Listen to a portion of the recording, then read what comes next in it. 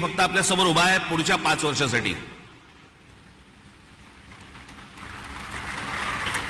या पुढच्या 5 वर्षामध्ये आमच्या सर्वांच्या महाराष्ट्राच्या आपल्याकडनं अनेक अपेक्षा आहेत. त्या मला फक्त अपेक्षा आपल्या समोर फक्त बोलून दाखवायच्या आहेत. याच्यापेक्षा मला कुठचंही लंबचौडं भाषण नाही करायचंय.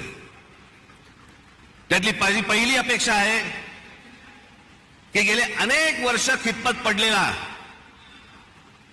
मराठी भाषेला अभिजात भाषेचा दर्जा मिळावा, ही गोष्ट आपण पंतप्रधान झाल्यानंतर मराठीला तो सन्मान मिळेल अशी मी मोदीजींकडे अपेक्षा व्यक्त करतो आणि ती होईल, तितक्याच धाडसाने ती होईल अशी मला खात्री आहे.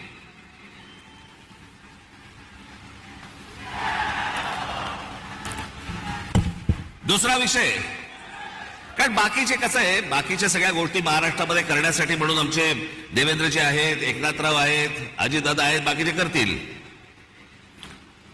पण या देशाच्या अभ्यासक्रमामध्ये, या देशावरती साधारणपणे 1000 वर्ष परकीयांनी राज्य केलं, पण त्या 1000 वर्षामधली 125 वर्ष हे मराठा साम्राज्य होतं या संपूर्ण हिंद भूमीवरती. त्या मराठा साम्राज्याचा इतिहास हा शालेय शिक्षणामध्ये मुलांना लहानपणापासून शिकवला जावा की जेणेपासून हा देश कसा उभा राहिला हे या अख्ख्या देशातल्या मुलांना आणि भविष्यातल्या पिढ्यांना कळेल. तिसरी गोष्ट, समुद्रामध्ये शिवछत्रपतींचा पुतळा कधी उभा राहील नाही राहील मला माहिती नाही, पण माझी विनंती आहे की आमच्या शिवछत्रपतींची खरी जर स्मारकं कुठची असतील तर आमच्या शिवछत्रपतींचे गडकिल्ले आहेत.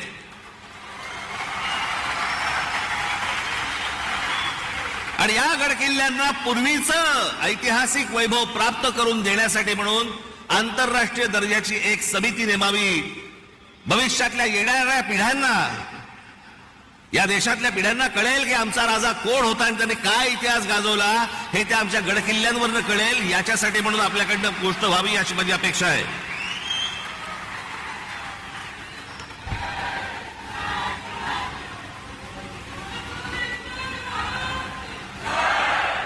चार पाचच गोष्टी आहेत, माझ्या फार नाही आहेत. देशभरामध्ये अनेक ठिकाणी मोदींनी आम्ही पाहिलं की आपण उत्तम रस्ते बनवलेत, अनेक फ्लायओव्हर्स बनवलेत, अनेक ब्रिजेस बनवलेत. माझी आपल्याला कळकळीची विनंती आहे की गेले 18-19 वर्ष आमचा मुंबई गोवा महामार्ग हा अजूनही तसाच आहे, अजूनही तसाच खड्ड्यामध्ये आहे. तो लवकरात लवकर व्हावा अशी माझी आपल्या सर्वांना विनंती आहे. मगाशी रामदासभाईंनी उल्लेख केला, मोदीजी आपण पण आपल्या अनेक सभांबद्दल पण सांगितलं, पण आज जरा खडसावून सांगावं की या भारतामध्ये डॉक्टर बाबासाहेब आंबेडकरांनी जे उभं केलेलं जे संविधान आहे त्या संविधानाला कुठेही धक्का लागणार नाही. तुम्ही लावणार कधीच नव्हतात, पण जे विरोधक ज्या प्रकारचा प्रचार करतायत मला असं वाटतं त्यांची तोंड एकदाचीच बंद व्हावीत की जेणेकरून परत त्यांची तोंड उघडली जाणार नाहीत, अशी अनेक जनतेची या महाराष्ट्रातल्या अपेक्षा आहे. या देशामध्ये अनेक करोडो मुसलमान आहेत, लाखो मुसलमान आहेत, देशभक्त मुसलमान आहेत,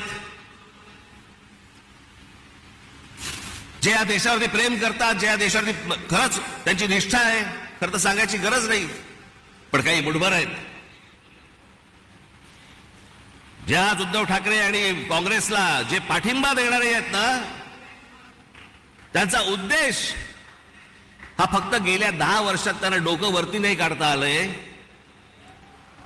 आणि ते डोकं वरती काढण्याचा मार्ग कोणता, तर काँग्रेस सारखा सुलभ मार्ग नाही. याच्यासाठी म्हणून ते आज त्यांना सगळ्यांना पाठिंबा देत आहेत.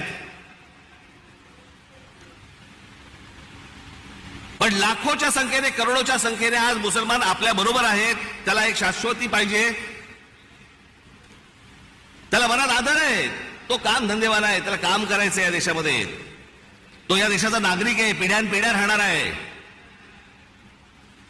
पण मला असं वाटतं की हे जे मुठभर आहेत, हे ओवेसी सारख्या ज्या अवलादी आहेत, यांच्या मागून फिरणारे जी लोक आहेत, यांचे जे अड्डे आहेत हे अड्डे एकदा तपासून घ्या, तिथे माणसं घुसवा, देशाचं सैन्य घुसवा आणि हा देश एकदा कायमचा सुरक्षित करून टाका. म्हणजे आमच्या आया बहिणींना याच्यापुढे देशामध्ये फिरताना कोणत्याही प्रकारचा त्रास इथे होणार नाही, अशी मी आशा अपेक्षा बाळगतो. आणि शेवटचं म्हणजे आमची मुंबईची रेल्वे. लाखो प्रवासी या रेल्वेने प्रवास करतात. या प्रवास करणाऱ्या रेल्वेच्या संपूर्ण यंत्रणेवरती आपण केंद्र सरकारने आपण बारीक लक्ष द्यावं, जास्तीत जास्त त्याच्यासाठी पैसे द्यावे, जास्तीत जास्त ती यंत्रणा चांगली कशी होईल याच्यासाठी म्हणून आपण पाहावं. एवढ्याच फक्त मी आज अपेक्षा आपल्या समोर घेऊन आलो होतो. बाकी भविष्यातल्या येणारा हिंदुस्थान हा आपल्या हातून उत्तम पद्धतीने मोठा हो, जगात मोठा हो, घडो, ही एक आशा अपेक्षा बाळगतो आणि आपण सर्वांची मी रजा घेतो. धन्यवाद. जय हिंद, जय महाराष्ट्र.